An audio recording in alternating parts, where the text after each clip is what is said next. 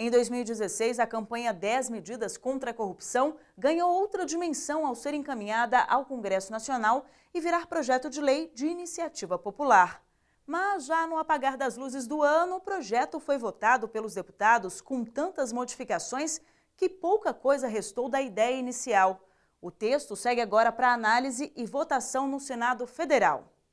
Era preciso 1,5 milhão, mas durante um ano de mobilização em todo o país, foram coletadas mais de 2 milhões de assinaturas em apoio à campanha 10 Medidas contra a Corrupção. Em março, representantes da sociedade civil entregaram o documento aos parlamentares. 3 meses depois, a Câmara dos Deputados autorizou a criação de uma comissão especial para analisar o projeto de lei. As medidas apresentadas pelo Ministério Público Federal buscam combater a corrupção e a impunidade no Brasil. Na prática, foram sugeridas a criminalização do enriquecimento ilícito, o aumento das penas para a corrupção de altos valores, a criação do chamado teste de integridade para avaliar a conduta moral de agentes públicos, a responsabilização de partidos políticos e a criminalização da prática de Caixa 2 e a criação de novas ferramentas para recuperar o dinheiro desviado.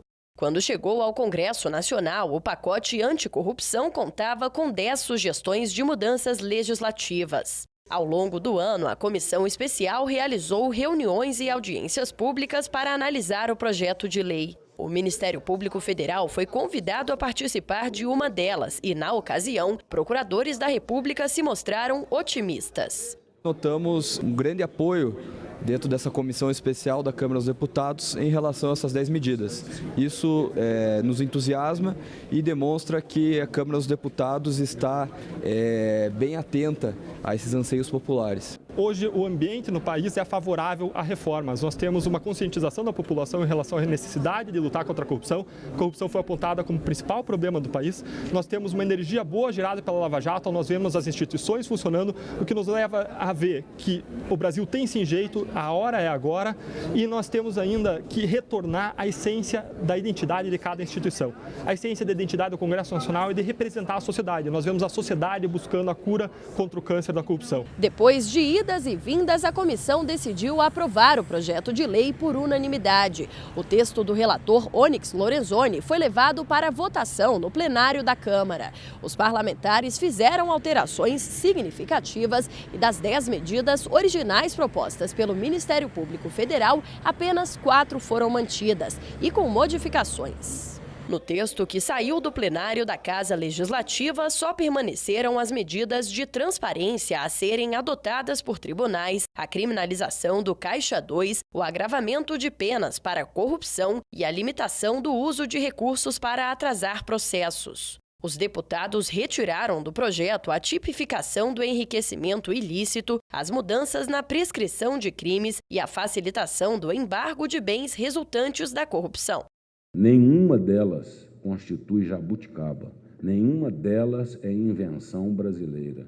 Todos esses instrumentos constam ou de tratados e convenções internacionais ou já foram provados em países cujo desenvolvimento do processo civilizatório está além do nosso, que funcionam, que são eficazes e que são necessários ao combate da corrupção. As mudanças levaram milhares de pessoas a se mobilizar em defesa do projeto original das 10 medidas. Os protestos aconteceram nos 26 estados e no Distrito Federal. Vestidos de verde e amarelo, os manifestantes também seguraram faixas em defesa da operação que investiga o desvio de recursos da Petrobras, comandada pela Força-Tarefa do Ministério Público Federal. O ponto mais criticado pela sociedade, pelo MPF e inclusive pelos senadores que devem votar o projeto de lei no Senado foi a emenda que sujeita promotores e juízes à punição por crime de responsabilidade.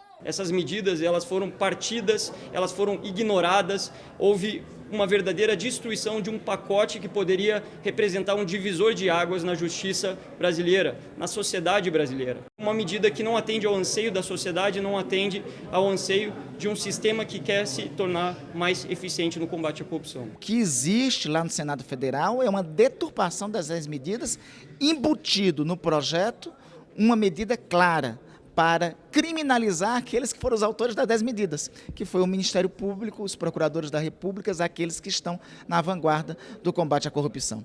Por isso, nossa tarefa no plenário do Senado, na comissão, já que derrotamos a urgência, é, número 1, restaurar o texto original das 10 medidas, conforme veio da iniciativa popular. Número 2, é afastar qualquer possibilidade de criminalização de quem combate a corrupção hoje no país.